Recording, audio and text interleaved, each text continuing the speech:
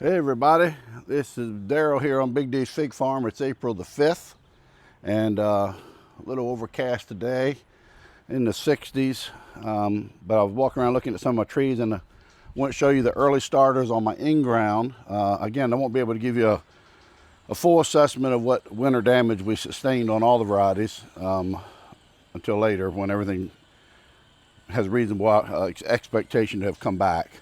But so I'll show you one right now. That's my granddaughter doing her laps around the fig farm. But this here is LSU Purple. Now, for me, LSU Purple has been less than impressive. This is probably the third year in ground here. And you can see it's a bush, but it's supposed to put 3 crops off a year. 3 crops, early, regular main crop, and then a fall crop. Obviously, I'm not going to get the fall crop here because of the temperatures here. Usually by, October or whatever, we're getting cold. But at any rate, I've got a couple right ones last year, and that was at the very end of the season. So I've never got the early crop off this. I don't even think I've got the main crop off of it. But this year, it is one of the very first varieties to start budding out of my in-ground trees. And sorry for the noise going by. But I'm going to walk around and show you what ones are waking up. I only got a few so far here on April 5th that are coming and budding out. So I'll walk around and show you. Again, this is LSU Purple. All right, guys, this one here I got from my parents' house. My mom and dad always grew this variety. They always called it brown turkey. But there's some question about it. I think it looks more like, if anything, an English brown turkey, not a regular brown turkey. I don't know. I guess there's a lot of brown turkeys too. It looks more like a Brunswick fig than a brown fig. It's more of a greenish brown, but they are huge, big figs.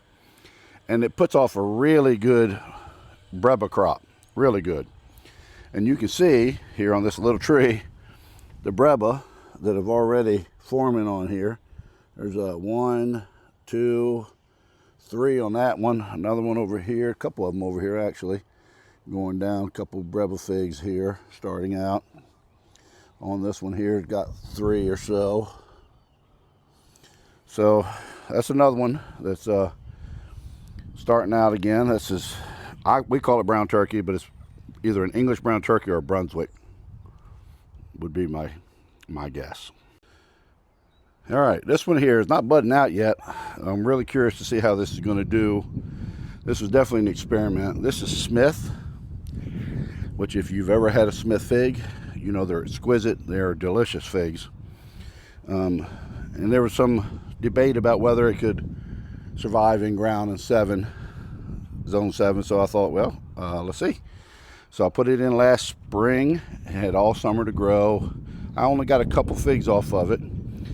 But we're going to keep an eye on this to see what happens. I'm most concerned, and a lot of them have this discoloration, almost red at the top. They don't feel nice and sturdy like they should.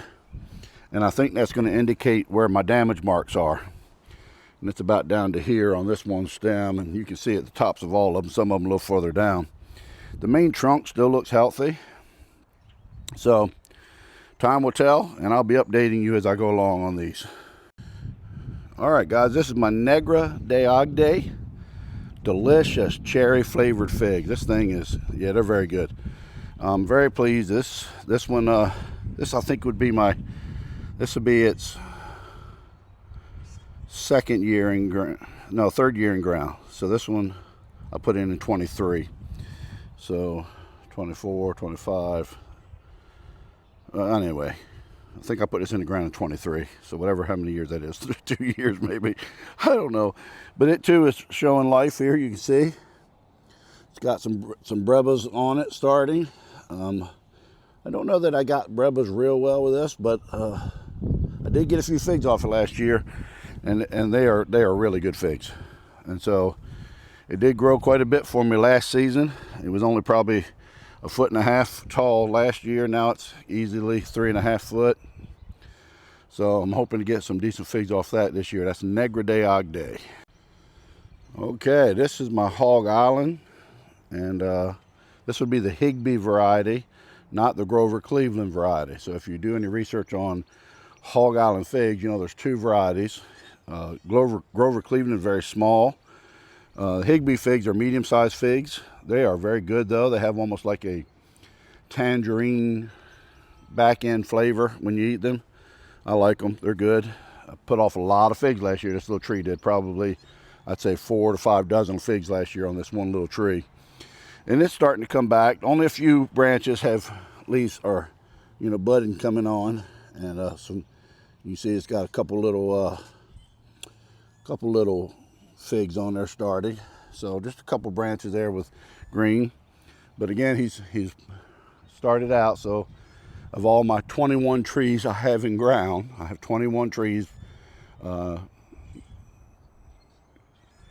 19 varieties.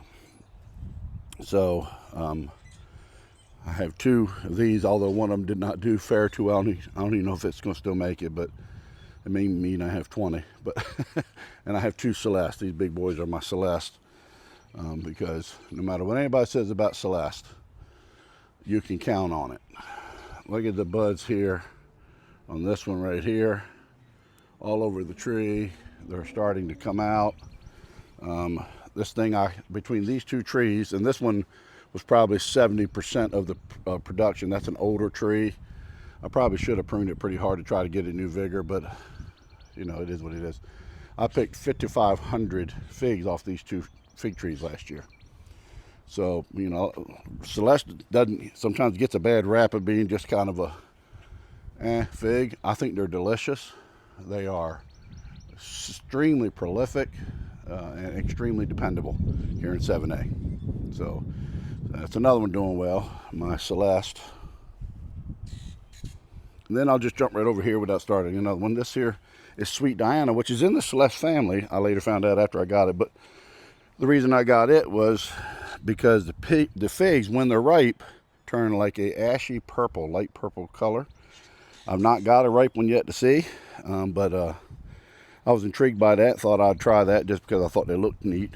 And so this will be the 3rd year in ground for this one as well. And it's, as you can see, budding up very nicely on multiple branches. So it's doing well.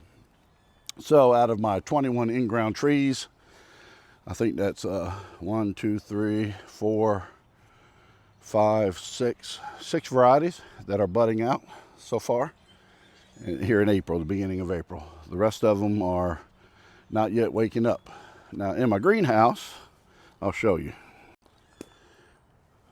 Meanwhile, in the greenhouse, you can see that I've got lots and lots of them waking up. And growth, and some have Breba figs on them.